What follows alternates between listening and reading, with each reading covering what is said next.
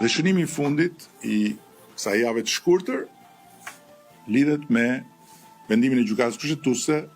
për të rrëzuar dekretin e presidentit dhe faktikisht edhe vendimin e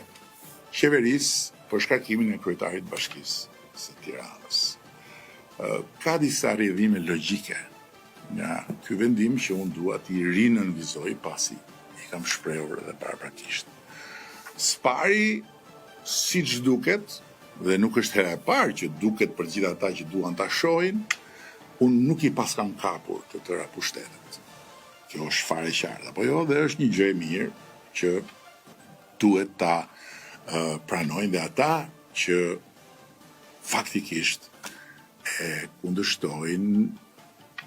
jo mbi të vërtetat, por mbi të pavërtetat. Së dyti, nëse Tirana nuk do të ketë zgjedhje deri në 2027, dhe kushtetuesja mendon se kryebashkiaku i Tiranës nuk mund të largohet përveç se me zgjedhje, atëherë këtu jemi përballë një disproporcioni të dyfisht, disproporcionit të mbajtjes së tij në qeli në dëm të lirive dhe drejtave kushtetuese të tij si person dhe si zgjedhur për të drejtuar qytetin, por dhe disproporcioni në dëm të së drejtës kushtetuese të popullit të kryeqytetit për të shërbyer nga i zgjedhur i vet, apo jo.